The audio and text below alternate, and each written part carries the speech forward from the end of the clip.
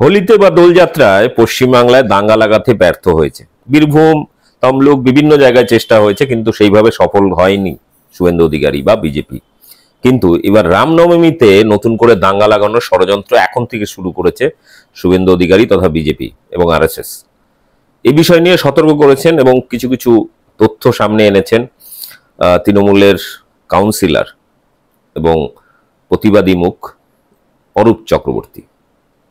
তার এই ভিডিওটি দেখুন এবং ব্যাপক শেয়ার করুন, আর তাকে ফেসবুক, ইউটিউবে ফলো অবশ্যই করবেন।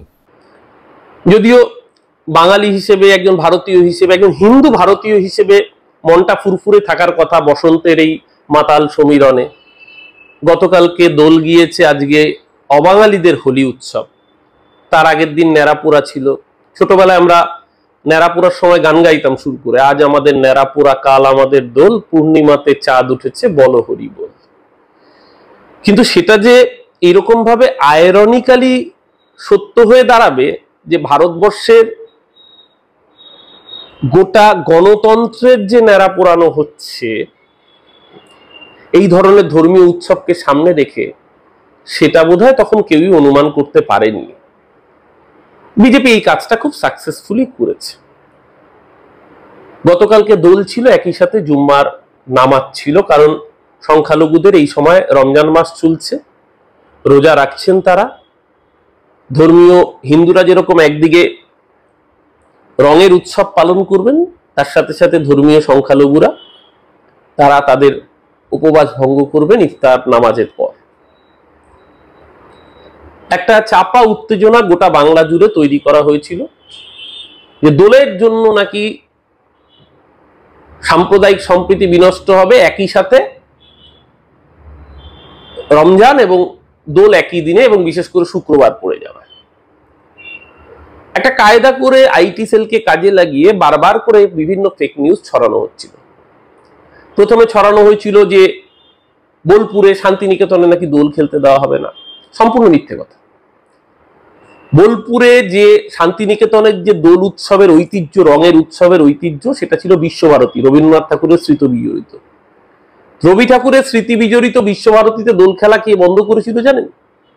বিজেপির পেটোয়া উপাচার্য বিদ্যুৎ চক্রবর্তী বছরের পর বছর দোল খেলা বন্ধ করে রেখেছিল। বিজেপি একটা শব্দ উচ্চারণ করেনি। বদমাইশ এই ধর্মীয় উন্মাদ এই দলটা একটা শব্দ উচ্চারণ করেনি সেদিন শুভেন্দু অধিকারী, সুকান্ত মজুমদাররা। আর এখন সোনাঝুরির অরণ্য, যেটা একটি সংরক্ষিত রিজার্ভ ফরেস্ট, সেই রিজার্ভ ফরেস্টের ভেতর ঢুকে কেউ কেউ ডিজে বাজিয়ে মোচ্ছব করবে, মাদক সেবন করবে দোলের দিন আর পার্টি করবে, তার জন্য সংরক্ষিত বনাঞ্চল খুলে দিতে হবে। অসভ্যতামের একটা লিমিট থাকে সবকিছু। কারা শান্তিনিকেতনের দোল উৎসব বন্ধ করেছিল? কোন বিজেপির লোক বন্ধ করিয়েছিল? কারা গেটে তালা মারিয়ে দিয়েছিল? কারা অমর্ত্য সেনকে জমি চোর বলেছিল? বাংলার মানুষ ভুলে গিয়েছে সব।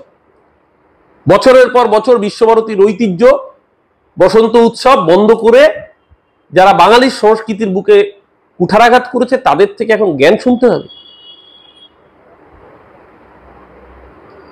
গতকালকে এই বাংলায় মমতা ব্যানার্জি প্রশাসন সতর্ক ছিল বলে দাঙ্গা হয়নি। কিন্তু উত্তরপ্রদেশ কি চিত্র দেখিয়েছে সম্ভালে? উত্তরপ্রদেশে 50টার বেশি মসজিদ ত্রিপল দিয়ে ঢেকে দেওয়া হয়েছিল, তাতেও শান্ত হয়নি এই ধর্মীয় উন্মাদ, এই ফ্যানাটিকের দল। মসজিদের সামনে গিয়ে জয় শ্রীরাম স্লোগান। আরে ভাই, জয় শ্রীরাম স্লোগানই যদি দিতে হয় তাহলে রাম মন্দিরটা বানাতে গেছিলি কেন আরো কষ্ট করে? তাহলে বাবরি মসজিদটা রেখে দিলে পারতিস। যদি মসজিদের সামনে জয় শ্রীরাম স্লোগান বললে তোর হিন্দুত্ব, আমরা যেই হিন্দুত্বে বিশ্বাস করি এটা তো সেই হিন্দুত্ব নয়। আমরা ঠাকুর শ্রী চৈতন্য দেবের হিন্দুত্বে বিশ্বাস করি। আমরা ঠাকুর শ্রীরামকৃষ্ণের যত মত তত পথের আদর্শে বিশ্বাস করি। আমাদের হিন্দুত্ব অন্যকে আঘাত করতে শেখায় না। আমাদের হিন্দুত্ব প্রেমের কথা বলে, ভালোবাসার কথা বলে, পরমত সহিষ্ণুতার কথা বলে। কোন হিন্দুত্ব শিখিয়েছে বাবা? গীতার কোন অধ্যায়ে লেখা আছে যে অন্য ধর্মের উপাসনালয়ে গিয়ে উৎপাত করতে হবে? সাম্ভালে সমস্ত মসজিদ, উত্তরপ্রদেশের 50টার বেশি মসজিদকে রমজান মাসে মুসলমান সংখ্যালঘুরা তারা উপাসনা করবেন, প্রার্থনা করবেন, নামাজ পড়বেন, ত্রিপল দিয়ে ঢেকে দিয়েছে। তারপর সেই মসজিদের সামনে গিয়ে উন্মত্ত তাণ্ডবের নাচ। এই দেখে নিন একবার, চোখ বুলিয়ে নিন কি হচ্ছে।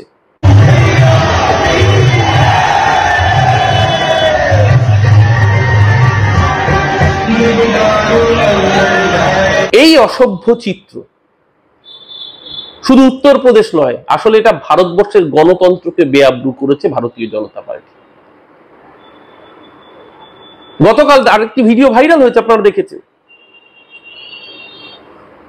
বেনারস থেকে একজন যুবক, সে গুজরাটে গেছে। গুজরাট তো ড্রাই স্টেট, সেখানে নাকি মদ বিক্রি নিষিদ্ধ। এত আকণ্ঠ মদ খেয়েছে, বেলেল্লা পানা করে মদ খেয়ে গাড়ি চালাতে চালাতে 3 জনকে পিষে খুন করেছে। যাদের খুন করেছে তারাও হিন্দু, যে খুন করেছে সেও হিন্দু। কিন্তু এরা কত বড় বদমাইশ ভেবে দেখুন, খুন করার পরে যাতে পাবলিক ওকে গণধোলাই না দেয় তার জন্য ব্যবহার করছে কি জানেন? ধর্মীয় অস্ত্র। যখন ধরা পড়েছে তখন সে বলছে হর হর মহাদেব, তখন সে মহাদেবের নাম করছে, ভাবতে পারেন? জয় শিব শম্ভু। মানে কোন ভারতবর্ষে নামিয়ে এনেছে এরা?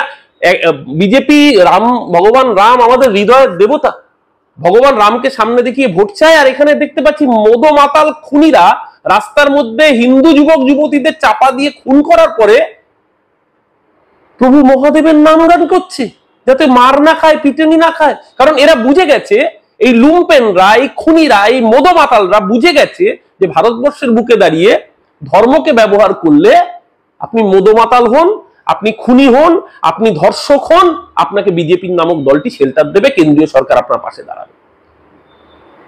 এই আস্কারাটা এরা পেয়ে গিয়েছে। ভারতবর্ষের গণতন্ত্র, ভারতবর্ষের সংবিধান, ভারতবর্ষের সিআরপিসি, আইপিসি যেটা পরিবর্তিত হয়ে এখন বিএনএসএস হয়েছে, সমস্ত কিছুর মূলে কুঠারাঘাত করেছে বিজেপির এই নিকৃষ্ট ধর্মীয় রাজনীতি। লিডার অফ অপোজিশন হুঙ্কার দিচ্ছেন আগামী 6 তারিখ নাকি 1 কোটি হিন্দু রাস্তায় নামবে রামনবমী উপলক্ষে। প্রথম কথা, রামনবমী বাংলার সংস্কৃতিতেই ছিল না, জোর করে চাপিয়ে দেওয়া সংস্কৃতি। নবরাত্রি বাঙালির সংস্কৃতিতে নেই বাবা। বাঙালির সংস্কৃতিতে দুর্গাপুজো আছে, বাঙালি সরস্বতী পুজোয় জোড়া ইলিশ খায়, বাঙালি দুর্গাপুজোর নবমীতে কবজি ডুবিয়ে পাটার মাংস খায়, বাঙালির কালী পুজোয় ছাগ বলি হয়, মা তারার ভোগে মাছ ছাড়া ভোগ হয় না। জোর করে উত্তর ভারতীয় সংস্কৃতি চাপালে বাঙালি মেনে নেবে না। বলছি নবরাত্রিতে নাকি 1 কোটির বেশি সনাতনী হিন্দু রাস্তায় নামবে। তাও ভাগ্য ভালো বলেনি যে 5 কোটি হিন্দু, পশ্চিমবাংলা 10.5 কোটির মধ্যে 7 কোটি কাছাকাছি হিন্দু আছে। 7 কোটি হিন্দু গতকালকে দোল খেলেছে। কি মুশকিল, গতকাল তো আমিও দোল খেলেছি, আমিও তো হিন্দু ব্রাহ্মণ ঘরের ছেলে, আমি দোল খেলেছি, তাই আমি বিজেপি?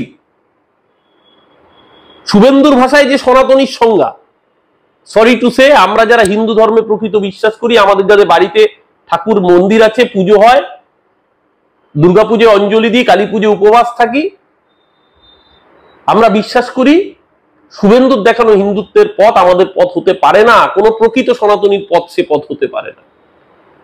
হুঙ্কার দিচ্ছে 6 তারিখে বাংলা জুড়ে আগুন জ্বালানো।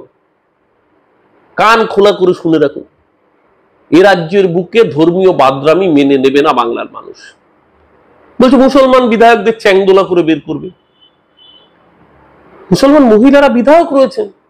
শহীদ জননী ফিরোজা বিবি নন্দীগ্রাম থেকে নির্বাচিত বিধায়ক ছিলেন, যার পা ছুঁয়ে প্রণাম করে শুভেন্দু অধিকারী সেদিনকে বলেছিল শহীদ জননী আমার মা, ফিরোজা বিবি আমারও মা, একে আপনার আশীর্বাদ করুন। আজকে ফিরোজা বিবি থাকলে তাকেও চ্যাংদোলা করার কথা বলতো। কোন রাজনীতির আমদানি করতে চলেছে এরা? এই বাংলার মানুষ, এই বাংলা রবীন্দ্রনাথ ঠাকুরের বাংলা, এই বাংলা লালন ফকিরের বাংলা, এই বাংলা শ্রী চৈতন্যদেবের বাংলা, এই বাংলা চিরকাল পরমত সহিষ্ণুতায় বিশ্বাস করে এসছে। এই বাংলার মাটি আক্ষরিক অর্থেই দুর্জয় ঘাঁটি। তাই বিজেপি একের পর এক চেষ্টা করে যাচ্ছে ধর্মীয় মেরুকরণের। বাংলার মানুষকে ধন্যবাদ, তারা 2021-এ সেই চেষ্টা ব্যর্থ করেছেন, 24-এ আবার ব্যর্থ করেছেন। আমি বিশ্বাস রাখি 26-এও নিশ্চিতভাবে এই মেরুকরণের রাজনীতির চেষ্টা আপনারাই রুখে দেবেন। কারণ দিনের শেষে গণতন্ত্রের শেষ কথা বলে মানুষ। দোল একসাথে হিন্দু মুসলমান কাটিয়েছে, কোথাও কোনো অশান্তির আগুন হয়নি, হতে দেওয়া হয়নি, সরকার সতর্ক ছিল। আবার রামনবমীর দিনও একজন হিন্দু যুবক হয়ে আপনারা যারা আমার চ্যানেল দেখছেন তাদের কাছে করজোরে অনুরোধ, এই উন্মত্ত মৌলবাদীদের ফাঁদে পা দেবেন না। আফগানিস্তানের তালিবান, বাংলাদেশের জামাত আর এদেশের বুকে বিজেপি, আরএসএস, বজরং দল, এদের কারুর মধ্যে কোনো তফাৎ নেই। একটা মৌলবাদের বারবারন্ত মানে আরেকটা মৌলবাদের সুবিধা করে দেওয়া। এদের ফাঁদে পা দিয়ে পাশের বাড়ির ভাইকে আক্রমণ না করে, পাশের বাড়ির বোনের উপর অত্যাচার না করে আসুন না হাতে হাত মিলিয়ে পাশে পাশে থাকি। An eye for an eye make the whole world blind. একজনের চোখ উপড়াতে গিয়ে আরেকজনের চোখ উপড়ালে সারা পৃথিবী অন্ধ হয়ে যাবে। তার থেকে আসুন না একজন আরেকজনের পাশে দাঁড়াই। আমরা যেরকম দুর্গাপুজোয় আনন্দ করি, আমাদের সংখ্যালঘু ভাইরা সামনে ঈদ আসছে, ওরাও আনন্দে মেতে উঠুক। বরঞ্চ পারলে গরিব কিছু সংখ্যালঘু বাচ্চাদের পাশে দাঁড়ান, যাদের নতুন জামা কাপড় কেনবার সামর্থ্য নেই, তাদের হাতে কয়েকটা জামা কাপড় তুলে দিন না। দেখবেন দুর্গাপুজোর সময় গরিব বাচ্চাদের হাতে জামা কাপড় তুলে দিলে যেরকম মনের শান্তি হয়, ঈদের সময় যদি কয়েকটা সংখ্যালঘু বাচ্চার হাতে জামা কাপড় তুলে দিতে পারেন, ঈশ্বরই আপনাকে আশীর্বাদ করবেন। এই বিষাক্ত রাজনীতির পরিবেশে আপনার মনকে বিষাক্ত হয়ে যেতে দেবেন না, এই অনুরোধ আমার চ্যানেলের সমস্ত দর্শকদের কাছে থাকলো। যদি ভিডিওটি ভালো লেগে থাকে অবশ্যই চ্যানেলটিকে সাবস্ক্রাইব করে দেবেন এবং বন্ধুদের সাথে লাইক এবং শেয়ার করে দেবেন ভিডিওটিকে। আজ এ পর্যন্তই। নমস্কার, শুভরাত্রি, দেখা হবে আবার পরবর্তী ভিডিও।